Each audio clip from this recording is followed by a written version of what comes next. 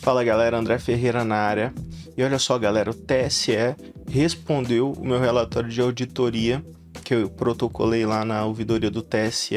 Primeira coisa, eu queria agradecer muito a equipe do TSE por ter lido meu relatório, feito uma análise, feito uma resposta de todos os pontos que eu coloquei no relatório. Muito bacana o trabalho de vocês. E editor, primeiro vamos soltar a vinheta aí.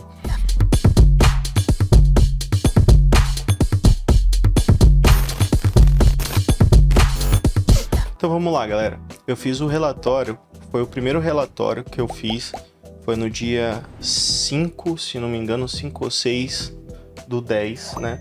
E aí esse relatório eu enviei para ouvidoria do TSE lá pelo site do TSE, né? E aí eu anexei o relatório e tudo mais e fiz o vídeo, né? Que deu bastante view falando sobre a análise dos BUs, né? E aí o TSE, a equipe lá do TSE, não tem o nome da pessoa em si, respondeu aqui, me mandou um e-mail de resposta que o editor vai botar na tela aí, editor. Então bota na tela os trechinhos da resposta aí pra gente ir ponto a ponto aqui, ó. O texto começa assim: em resposta à mensagem recebida pela ouvidoria do Tribunal Superior Eleitoral, a Secretaria de Tecnologia da Informação prestou os seguintes esclarecimentos. Em relação ao relato apresentado, os seguintes esclarecimentos e considerações gerais. Inicialmente, cumprimenta-se o requerente pela iniciativa e pelo trabalho realizado. Ficou demonstrado que houve substancial esforço na compreensão dos arquivos, desenvolvimento de soluções, coleta e análise de dados, motivo pelo qual faz-se necessário reconhecer a benéfica contribuição para o fortalecimento da credibilidade do processo eleitoral brasileiro. Embora haja algumas inconsistências no relatório, muito provavelmente motivadas pelo conhecimento incompleto do relator, segue as considerações específicas sobre itens observados. Vamos lá. Quanto à amostra, o relatório indica que foram analisados 472.992 urnas do primeiro turno das eleições. Porém, o total de sessões neste pleito foi de 472.075 urnas, uma diferença de 1.083 sessões. Segundo o próprio autor, essa diferença pode ter ocorrido em razão das ferramentas não terem capturado a integralidade dos dados, o que não prejudica a conclusão dos trabalhos, mas explica algumas diferenças numéricas apontadas no final do documento. Concordo 100%, inclusive essa foi a minha conclusão lá do relatório. Falei, eu não acredito que a gente tenha pegado todas as sessões, mas a gente pegou a maioria delas, então isso já gera um relatório consistente, e aí o TSE confirmando aí. Quanto aos eleitores que votaram em trânsito, vamos lá, segundo ponto.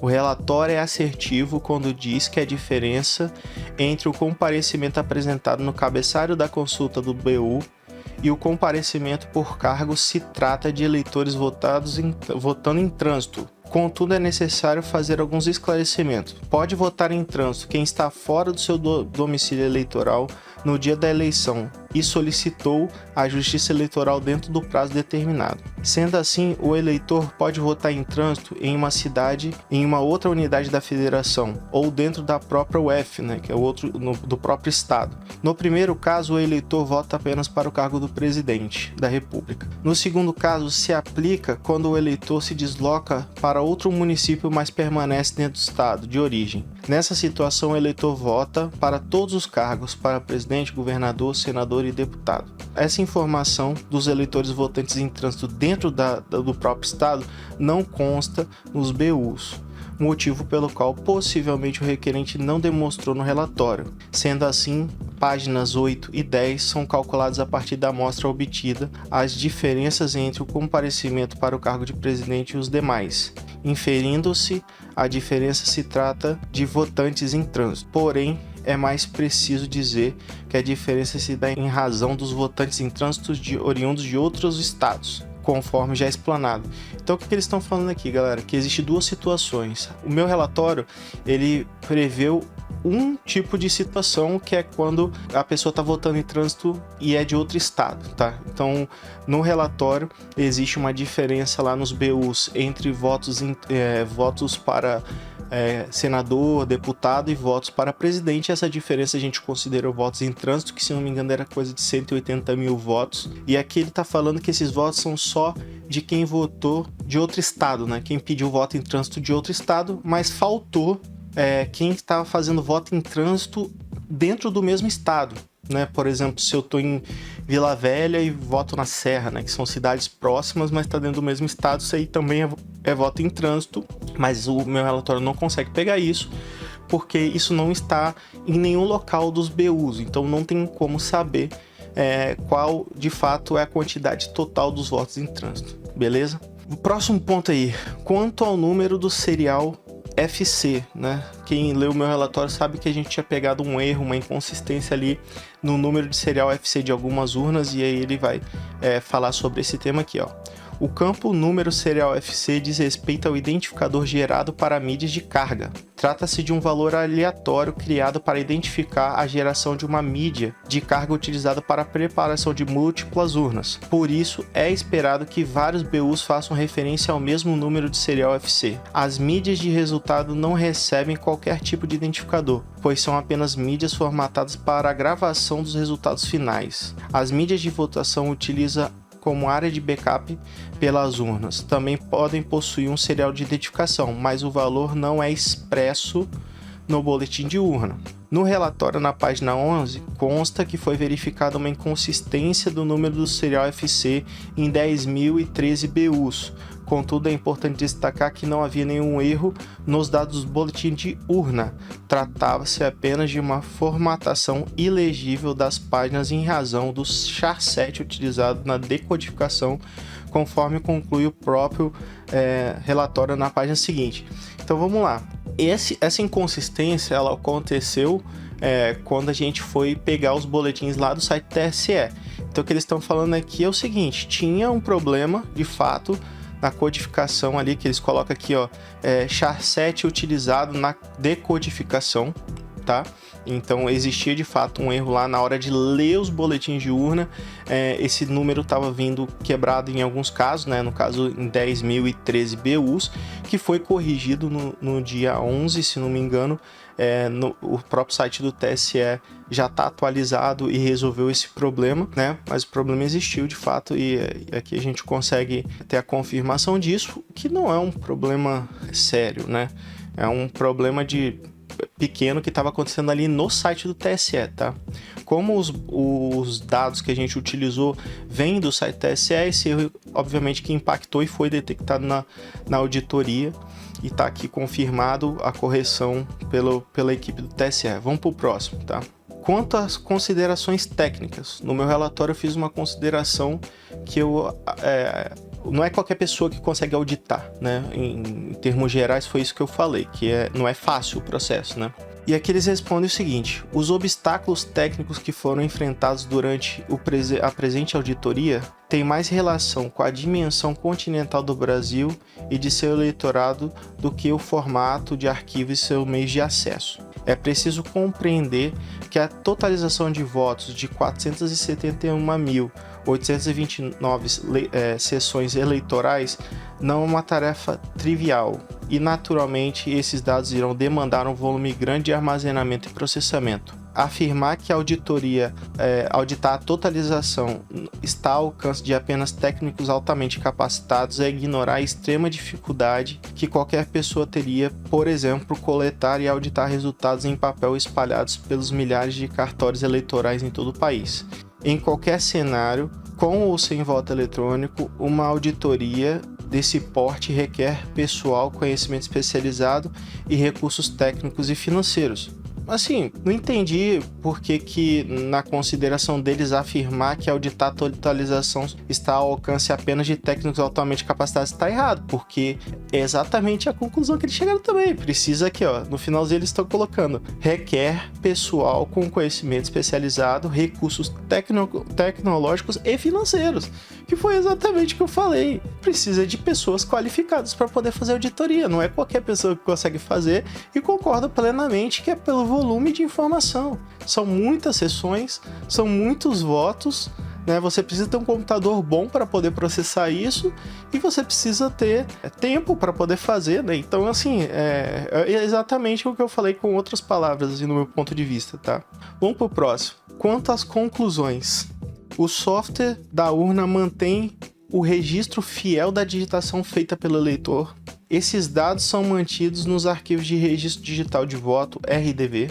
O software da urna também mantém um registro cronológico dos eventos, arquivo de log em formato texto. Ambos os arquivos foram projetados para fornecer trilhas de auditoria, ao mesmo tempo em que preservam o sigilo da votação. Esses arquivos podem ser obtidos no endereço dadosabertos.tse.jus.br/dataset/resultados 2022 arquivos transmitidos para a totalização. Ademais, o software das urnas também serem exaustivamente auditados, tanto o código-fonte quanto seus processos de compilação e assinatura digital. E essa auditoria foi efetivamente realizada tanto nas dependências do TSE quanto nos laboratórios de 3 universidades públicas brasileiras, o USP, o Unicamp e o FPE. Portanto, as urnas foram projetadas para ser completamente auditadas, produz um material de auditoria foi efetivamente verificado. O Tribunal Superior Eleitoral agradece o contato. Tá, vamos para esse último ponto, tá? Você fazer auditoria de código-fonte, processo de compilação e assinatura digital, a gente está falando que essa auditoria ela foi até um certo ponto, correto? Até gerar o executável do software que vai para a urna. Porém, quem sabe um pouco mais de segurança da informação sabe que é possível injetar DLLs e códigos de script posterior à compilação, ok? Que é o processo que a gente chama de injection. Então, simplesmente fazer uma auditoria, no meu ponto de vista, tá? Da compilação e da assinatura digital do software, para mim, não garante 100% da integralidade do processo como um todo, tá? Esse é o meu ponto de vista. Porque ainda existe a possibilidade de fazer um injection no código compilado posteriori. E aí isso poderia influenciar diretamente na geração dos BUs, tá? Até mesmo quem gosta de games, né, e sabe que existem sistemas que fazem manipulação de memória, por exemplo. Os dados eles são previamente armazenados em memória antes deles serem enviados efetivamente para alguma mídia que vai fazer o backup dessas informações, correto? Então, por exemplo, nos jogos a gente tem aqueles famosos cheaters, né, cheats, os sistemas de cheater, que você consegue pegar a alocação de memória daquele sistema e você consegue mudar a alocação de memória em tempo de execução para poder fazer alteração da mira do personagem e tal. Esse mesmo processo de alteração de dados de memória também poderia ser feito. Então, é uma auditoria que, para mim, ela atende até uma parte importante, né, auditar o código-fonte e tudo mais, mas existem outros mecanismos que podem ser utilizados, por isso que, honestamente falando assim, eu não tenho 100% de confiança para bater o martelo e falar, cara, não, isso aqui tá 100% certo, porque existem outras formas de poder manipular dados em memória e incluir injections dentro de arquivos compilados posterior a essa auditoria e essa assinatura digital. Obviamente que eu sempre falo, galera, não seria um processo fácil. Por quê? Porque demandaria de ter pessoas dentro da organização para poder fazer esses injections, ou para fazer botar um sistema de cheat ali para poder manipular a memória, né? E teria que ter conhecimento da estrutura de alocação e tudo mais. E aí a gente poderia entrar a fundo em várias questões, dependendo de qual linguagem de programação que está sendo utilizada para fazer esse software, né? Se a alocação da memória ela é sequencial ou se ela é dinâmica pelo sistema operacional. Enfim, tem uma série de questões, mas não é um processo fácil. Demandaria ter pessoas dentro entendendo o processo para poder fazer esse tipo de mudança. Mas aí, nesse caso, eu ainda vou continuar com o posicionamento de que eu, André, não tenho como confirmar 100% a integralidade, porque eu não fiz auditoria da votação em si, de todo o processo. Eu só fiz auditoria dos BUs, que são gerados pelo sistema depois que ele já está em andamento e tudo mais, né? Eu acho que teria várias formas de conseguir monitorar isso com um processo mais assertivo, né? por exemplo, vendo a integridade do sistema em tempo real. Não sei se já existe isso e tal, né? Mas o meu ponto de vista é que deveria existir um outro sistema fazendo um backup desses logs, um sistema open source, feito por outro dispositivo que não seja a urna, entendeu? Para a gente conseguir bater. O fato de ter só um log, só um BU, me incomoda um pouco, porque a gente não consegue cruzar as informações. E aí, como a gente não consegue cruzar essas informações, a gente não consegue falar que o resultado está 100% correto, porque acaba que a gente demanda fazer uma análise em um único arquivo de log.